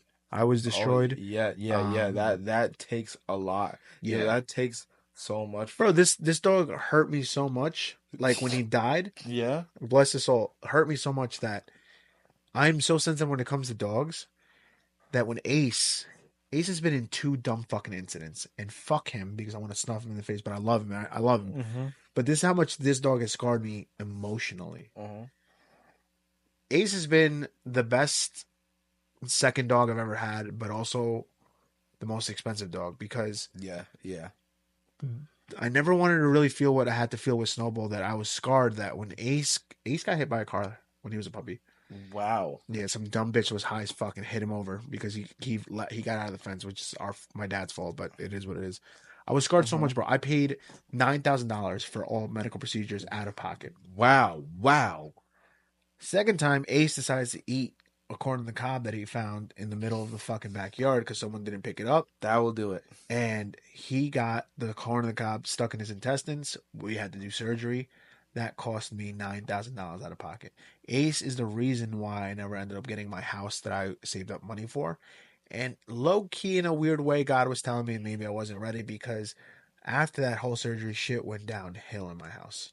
Wow. So, in a weird way, Ace has been a blessing in disguise, but I spent $20,000 just in medical procedures on Ace. So is he insured? Now he is. Yeah, yeah, You you learn learn, things. you You learn. learn fucking What I things. noticed? It's very interesting, like how people go through this thing with dogs now. Like, all these guys, like they'll have like the small dog, and they'll go to the big one. You know, like I didn't, funny enough, I didn't even pick Ace out, brother. yeah. All my dogs have been picked out by my nieces. I have not picked one dog out for me. Funny enough, that's kind of yeah, no, that's how it was for me and my dog. Um, I was in middle school and my mom was at my mom was at a beauty supply store and everything. Those who get it. You know what I'm Facts. saying? It was the owner, his my dog's name was Happy. His owner was actually allergic to him, and she needed to give him away and stuff like that because she just couldn't take it anymore. You're gonna laugh. Ready? Before you continue the story. Yeah. Why am I all snuffy? I'm Mhm. allergic to Ace. Yeah, I remember you told me that. Yeah, But I suffered through it. I don't give a and fuck. yeah, but she just Yeah. couldn't take it anymore. And like I remember my mom it was very interesting how God works, man. Because I remember a long time ago, my mom asked me like, "Oh, what do I want?" And like, as a kid, like you just say stuff because to see what reaction you get. So I said, "Oh, what?" She asked me, "What do you want for your birthday or something like that?" And I said, "A puppy and stuff like that." And then that was a couple months, yeah, a year ago, a year later. That's when I get my dog because my mom was like, "Oh, If you remember what you said. do you want, how do you feel about a dog?" Oh my gosh, when she said that, I almost bit her hand off at that. Like, she was like, "Oh, yeah, well, come to the beauty supply store and look for yourself." I promise you, I was doing my math homework at that time. I stopped. I put on my dad's sandals, even though they were way too big for me, and I literally ran from my house to the beauty supply store and stuff. Like, I'm so serious. In my the It's a thing is, day you'll never forget. yeah. And then I remember like that was him. And I'm just like, whoa, that's like. It started off like I knew I always wanted a big dog. I knew I always wanted that. And I had a feeling he wasn't. And then it was a time where like it took a few years. It took a few years and then I remember one time, this is my mom, she's working nights and I remember I ended up calling my mom and I ended up telling her like, like Happy's my best friend and stuff like that. And then I'll always appreciate her for this because she did that for me. Facts. And I remember because I went away to school. She held on to him for me. Yeah, of course. Mamas She, always do. she held on to him for me, and honestly, like I can't thank her. And I'm very glad that happened too because she did things that I never thought I would see. Like because I guess growing up ethnically and stuff like that, There's a strong, I know what you mean. There's yeah, a strong woman inside her, but that yeah, dog melts her a little bit, right? yeah, and also it's kind of like I don't know. I would say this in my experience. I tend to notice that Hispanic people tend to be more sincere with their dogs and stuff like that. Where like growing up, like in my parents' countries and stuff, the dog does not stay inside the house unless it's like they're typically used as guard dogs Yeah, and yeah. stuff like that. So from growing up with that type of mentality and stuff like that, So I could never sleep with my dog on the bed, even though I did after, my mom was at home. But like, there are times where like I'd come home from school visiting and stuff like that, and my mom would be like, oh yeah, like, Havoc keeps her company and stuff. Sometimes she had a little bed inside her bedroom. yeah, just for him. Yeah. Just for him. And like You saw your mom being a little yes. more like Mm-hmm. softer. Yes. And like That a dog will do it, bro. yeah, and also like was like my dad would like, sometimes when my dogs, dogs have this way where they decide to be annoying for no reason. Like, and then my dad, he plays guitar and stuff, so he'd be playing guitar and everything like that. My dog would just like watching him, and then eventually fall asleep. Oh, look at that. Yeah. They always. I remember that a long time I saw this in a cartoon where they like how music soothes the beast and stuff. That stuff actually works. I believe it, man. Because one of my best friends, he plays guitar, and his dog literally is just Listening. just watching him and all that other stuff. So yeah, but it's because of that hit. So I'd say like, I had that one strong, powerful, gut wrenching cry, and it hit my mom in a way I never saw her that hurt before. Yeah, man. A I- dog yeah. is it's an unconditional animal that shows you nothing but love and trust and respect. Mm-hmm. And when you notice that no matter what you do to that animal will never betray you. No, It's like no, so weird. No, seriously. There's some times where You could call yourself a dick, but that dog would still love you, right? yes, yeah, and like, that's why like, yeah, man, I'm a dog guy. I'm still a, big, I like the guard dog breeds and stuff like that. Yeah, my pit's a big mush, but he's a fucking moron. I love him. I talk to him like that because there's like the fact that I talk to him like that. Like obviously people will think I'm fucking silly saying this. He knows Mm-hmm. the love I have for this fucking Yeah. beast. Like I would never spend 20 G's, bro, Yeah. on probably most human beings. It's so fucked up for me to say that. Mm-hmm. But I did for a fucking dog that can't even talk to me. Yep. Because he showed me so much love. He's been there, and it reminds me, or my first dog. Like it's just like there's something about the traits that shows. All right, this dog deserves nothing but the best from me. Yeah. No. Like I remember there's some times where like I never before, like I guess us, black and brown people, like we always like look at, I guess, white people for doing things that we typically would not do with their dog with them. But I'm not gonna lie to you, after having my dog, the John Wick movies hit a lot different. Like It is justified that people deserve to die for what they did to John Wick's dog. no, I'm saying what? Yeah, like absolutely, like so and I'll never forget. There's some times where like they'll annoy you, but they'll always show like that they got your back. Like I'll never forget. There's some times where like I would be crying over something, and then my dog would like come in my lap and everything like that, and use his ears and like wipe my face and stuff like that. They sense emotion, brother. They sense emotion. Yeah. They're very, very interesting breeds that I hope we get to understand a little bit more because I truly do believe they're not. We know they're not dumb, but I think they're smarter than what people put them out to be. Absolutely, no, absolutely, because it's like they know when they're doing something that they're not supposed to do. Yeah, they'll give you that look. Yes. Like, yo, fuck you, motherfucker. Clean that shit up now. Yeah, and yeah. because when they'll do it, they either put like "I'm so sorry" or like run the fuck face. away. There's a face, and then they'll run away. There's a face that they make when there's like. Especially when you catch them in the act too. It's like fuck. Yeah, some motherfucker was jerking off or sleeping. Yeah. This is jerk off time. This motherfucker usually is beating his shit at this time. And then they go to bark. Yeah. Or that's when, or like when you're trying to, this, or like when you're sneaking out the house. That's the time they want to Oh bark. yeah, bro. That's the time It's like they yo, expose this motherfucker. Your son's leaving.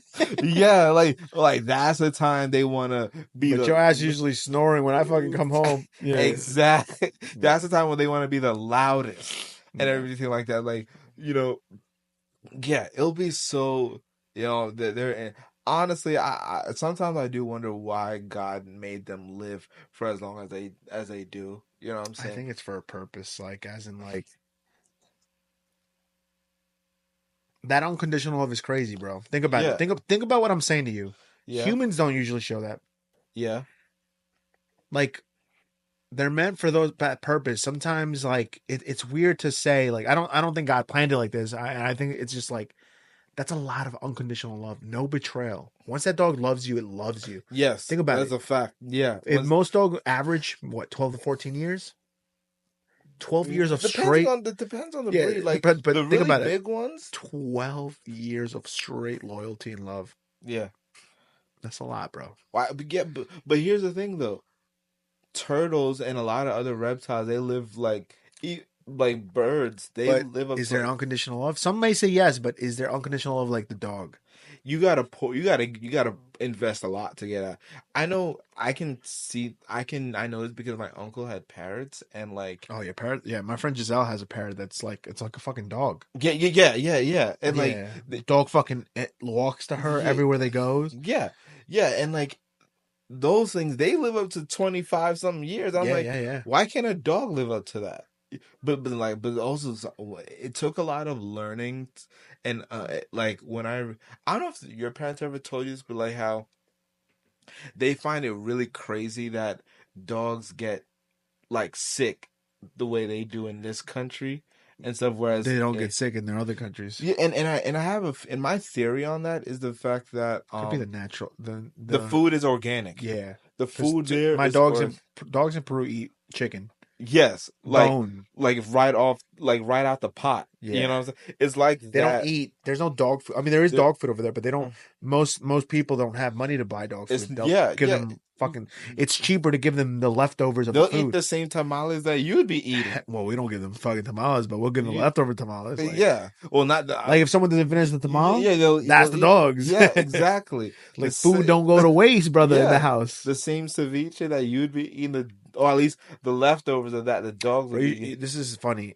My tia always like gathers up everyone's like little pieces of chicken or cuy or potatoes, Yeah. puts it all in a plastic bag and leaves it for the dogs outside. No, literally, it's exactly like that. Yeah. And like, Because they said food don't go to waste. Why am I gonna throw out good food for like there's hungry dogs out there? yeah, and I'm telling you, and you can sometimes you can tell that they're coming from the street. Facts. And because they'll come to you with the flies buzzing around their head and stuff like that. What makes me laugh too, it's like most dogs over there, like they'll fight for the food, but Yeah. in my tia's house, my tia puts them straight. Like as soon as they come, she's like, "Don't be fucking fighting over here." Yeah. Dogs come like in a line, bro. Yeah. Munch, go, and they never fucking bark at my tia. They never fucking growl at her, and she's like the boss. And she's not. It's not even her dogs. Yeah. You know, and like I remember one time, like It's like Halloween for the dogs every day for her. Like, yeah, I remember one time I was telling my grandmother when she was alive, like yeah, that my Happy needs surgery and stuff because like he has rotten teeth and his teeth are falling out, and then she was joking to like, oh, so that means he's an old person like me, like and it's kind of like it's literally in this kind. It's like I tried to explain to my grandma that like there's dogs that get cancer and she couldn't even believe it. yeah, I know. And it's kind of and I really do think it's the food. It has to be the nutrition, brother. It's the food and the climate. I think it's the food and the climate because like you won't ever see like I believe you 100% like what you're saying. like for example like when you see you don't see like you wouldn't go to Peru and see like a husky.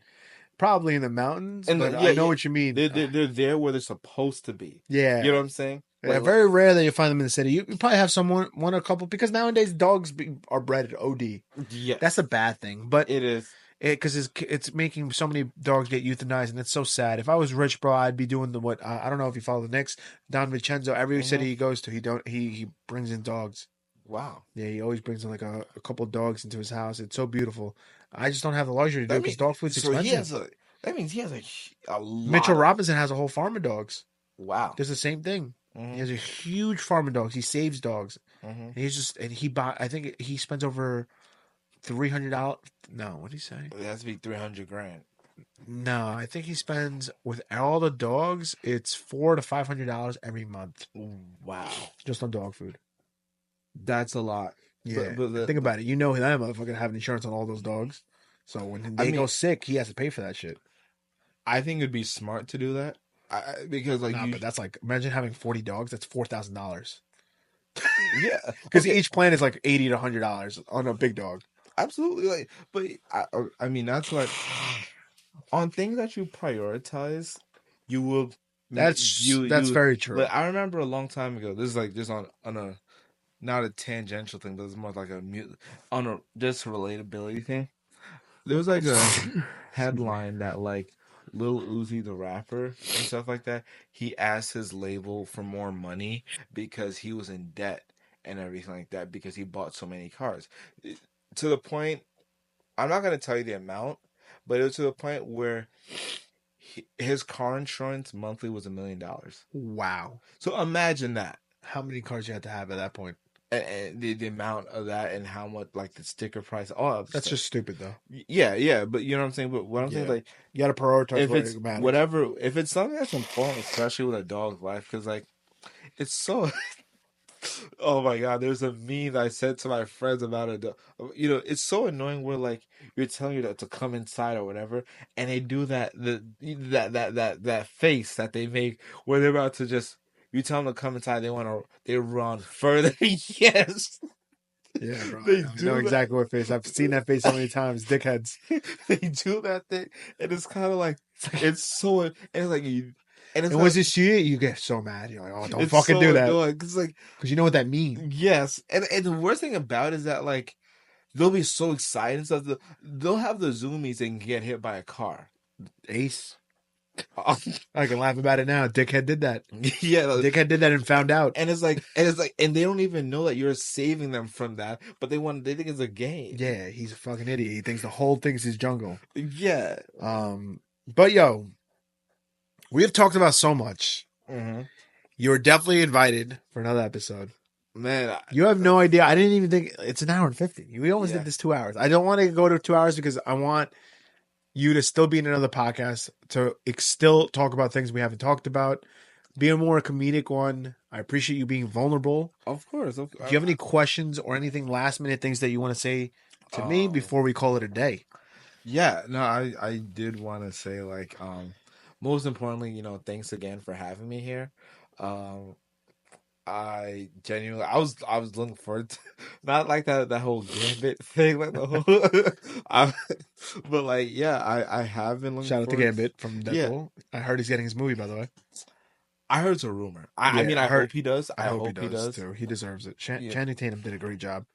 And he wanted to do that character too. Yeah, I didn't know how serious it was until they showed you clips and shit, and then he in the interviews he talks about it. Yeah, I know he wanted to do that. It fits him, bro. I feel like after that movie, I can't see anyone other than him being Gambit. Even though there was a guy. Shout out to that guy. I never watched the movie. Yeah, and no, honestly, keep doing this because I honestly like. I very much look back at like, not say like in an envious way, but more so as inspiration. Appreciate Because like that. one of my close friends from school, he's if you ever sees he knows who it is. He's a content creator now, and he's like, and I always knew that he's one of the funniest people out of our group and stuff like that. And I always told him that I'm very happy that you're showing your talent and your personality to the world because like you know and I'm very proud of him for it. And like he also gave me advice and just like honestly just do it. I Like appreciate and that. you'll figure it out along the way. Yeah. And I think it's just consistency at this point. yeah, I think so. And improving, obviously. You want to look at, like I said, you want to look at what you can improve on. mm-hmm. There's going to be leaps of faith that I'm gonna have to do at some point, Mm-hmm. and I can't be afraid to take that leap when it does come. And Mm-hmm. and that's the hardest part. Just like you, your Yeah. fear, right? I have fear too. I'm doing it, but I also have fear in investing money. I've invested money. Mm-hmm. I Yeah, haven't yeah. been. These mic stands weren't there for the first Yeah, for the bro. Island You Boys remember that song. Blue Yeti? Yeah, I remember, and then we had to pass it around. Yeah, I'm not gonna lie to you, I enjoyed that. yeah, I enjoy that whole process. yeah. I tried to make it fun with what I had, but nowadays Mm-hmm. you don't gotta pass no fucking mic. Yeah. um, But it makes you really have to be like, okay, this is my time to shine. So Look I about it. Look, really got it. I like what you said. Island Boys is doing a lot better than PCP, and the equipment for PCP is way better and more advanced. Look at that. Do you Yeah, remember what the fuck was recording us I in the other? remember. Nothing, Yeah, because it was only you were audio. yeah. It was only audio. You I were just take snippets of my phone or that yeah. fucking Pornhub camera that I had in the corner. Yeah, and you only had like yeah, I remember you had that speaker that had the lights, the switch on the lights and stuff in it. That Yeah. shit's outside right now. And you're using like for you're using I think that foldable table. That foldable Yeah, I know yeah. exactly which one you're Pardon, talking about. I've been told I have a really good memory. So like Actually, if it makes you feel better, that foldable table's right in front of you. what? That's one of them. Wait, where? No, That where? black one. That's a foldable table. No, I was talking about the big white one. Oh, you're talking about the The okay, big yeah. white one. That one was also there, but on the corner holding other stuff. Yeah, okay. I know which one you're talking about. Yeah. You're talking about like the 6 foot table. Yeah, Yeah, I yeah. remember that. I Yeah, remember. Yeah, yeah. yeah. I remember, and honestly, like, I was actually really bummed. I was so bummed when like you had to cancel the Island Boys thing. Yeah, I know. But A I lot know, of. I mean, I didn't realize how good I had it.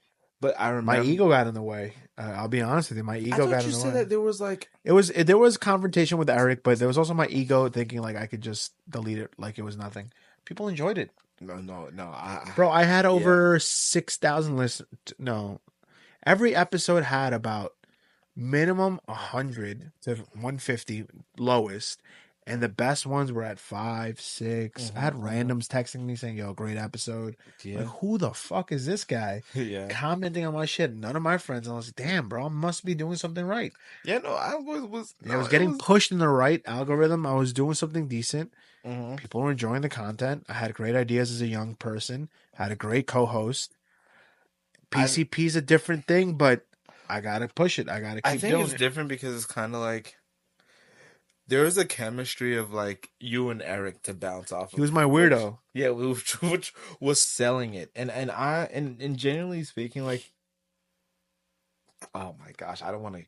How can I say give up the sauce per se Yeah. like that? But I genuinely like think that like it's content like that quote unquote sells per se. That's why I always did say like if you ever want to do like a sports Yeah, man, it's still idea a cooking. sports parallel to this like because I do understand like just even with the whole transfer thing to like there's a guy I know that I actually played soccer with and stuff like that that he's a Chelsea fan and funny enough he actually hit me up about because I was posting about Chelsea on my story and stuff and he and I were just going back and forth like a friendly thing where it's like how respectfully I like him as a player and I like what he did for that city and stuff.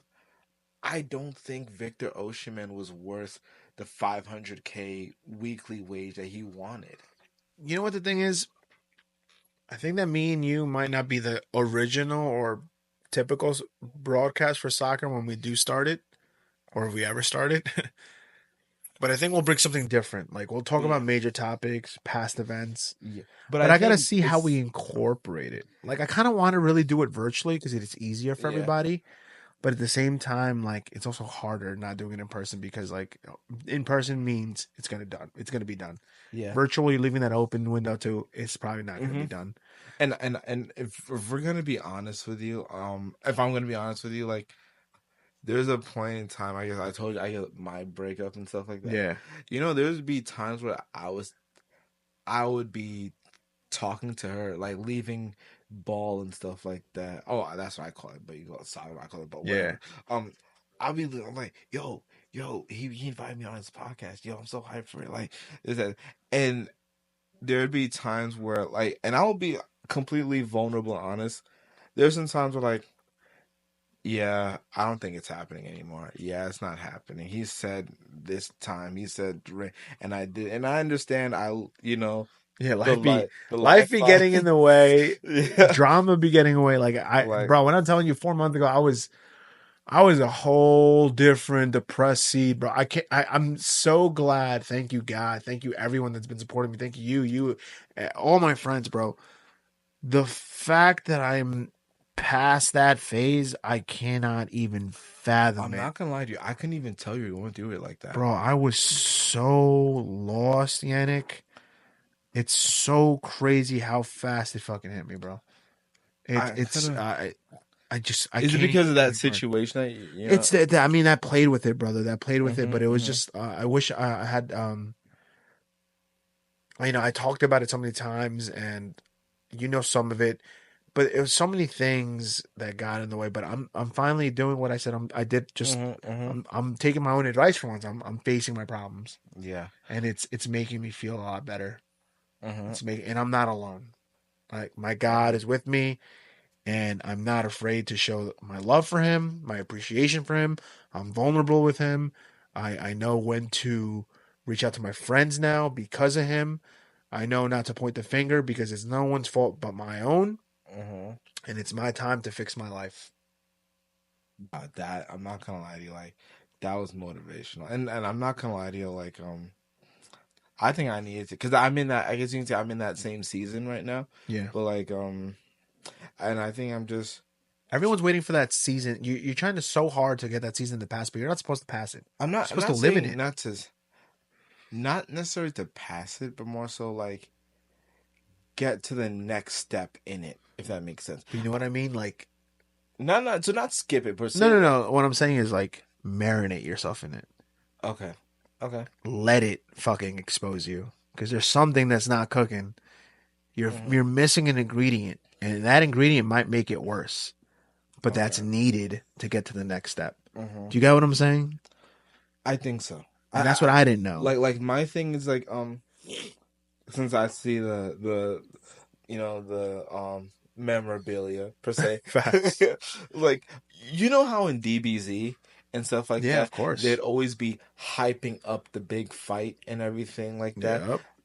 My thing is like You're I tired feel of like Goku trying to turn Super Saiyan. You just want to see him turn Super Saiyan. not I guess you can say I've been doing I won't say my fair share, but I feel like I have been working through the process, the and all that stuff. Like I'm not saying that I'm ready for the end of the tunnel of it, but like, where's it? Where's that moment where it says, "Okay, it's here. Like this is where it's been paying off," type of thing. I I got you. think that's where I'm at. I'm not saying like I want it to be skipped because like I do. You're waiting for some sign, like, all right, I've been doing all this. Where's some taste of the goodness? Mm-hmm. Mm-hmm. Yeah, Yeah, that's the and hard part, right? and it's kind of like That's what I'm saying. Like, I'm so grateful. It's only been like yeah. how the turn. I'm not saying I'm great now, Mm-hmm. but the turnaround of where I was from where I am is Yeah. crazy, bro. It's Mm-hmm. crazy. When Yannick, when I'm telling you, my whole door, everything was. I probably wouldn't if things didn't get better. I probably wouldn't be here. I'd probably be in one a bedroom apartment because I'd have to send my parents back to Peru. I wouldn't be Wow. where I am right now. Wow. Like, so Yeah. I don't Wow. know. There's small battles to be won, and maybe those small battles aren't what you wanted. Mm-hmm. Mm-hmm. And I was I guess, and I always did feel like I was, and I've always said this, and I guess this type of stuff has helped me and hurt me at the same time in personal relationships and stuff. But like, I always felt like there's a bigger picture to see and acknowledge than what you're feeling in the moment.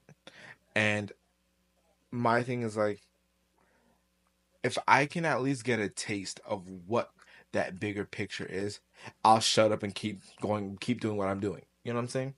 And like, I don't know. So, but and it's kind of like, and I guess I guess it always goes back to like what I telling. I guess what I've told you before. Where like I've struggled a lot with not feeling enough or not feeling good enough and everything. And sometimes, and I can admit, like, where I'm at now versus where I was a year ago this time is significant progress, but it still feels like something's missing. Something is not clicking. Something, and it's kind of like, and it feels like I'm not doing enough, but I'm feeling like I don't know. Maybe it's kind of like what you said. I gotta immerse myself more in the process and everything. And Well, it's got to be a direction that you want to go, right? yeah, I always say there's steps to everything to improving. hmm Um, Maybe you're at the step where you've done everything right, but you're now in limbo because you don't hmm know what next step to take, and it could be fear, it could be unknown, it could be hmm many things, brother. But what I'll tell you this much is, Yannick, I think you kind of know in a way more than anybody. Obviously, it's hmm yourself you're dealing with. yeah, You know what you really want to do, hmm and it's just something that's not allowing you to do it. And I think hmm that it's because that process is going to be hard. It's going to put you in a vulnerable state, whatever it may be. hmm But brother, I think that you should take that step. You won't ever know until you do it. hmm hmm And if you fail, head high, at least you tried. hmm And then you either A, try again and then work on what you didn't do hmm good the first time. Or B, you say, you know what, I tried it. This is not for me because I'm not happy. I thought I was going to be happy doing this. And it's actually not. So now I can leave this chapter and go to my next one and see where I am going to be happy. And that's life, baby. hmm And that's episode 3. Thanks for having me. Thank you guys. Hope you guys all have a good weekend. Have a happy Labor Day and don't drive drunk.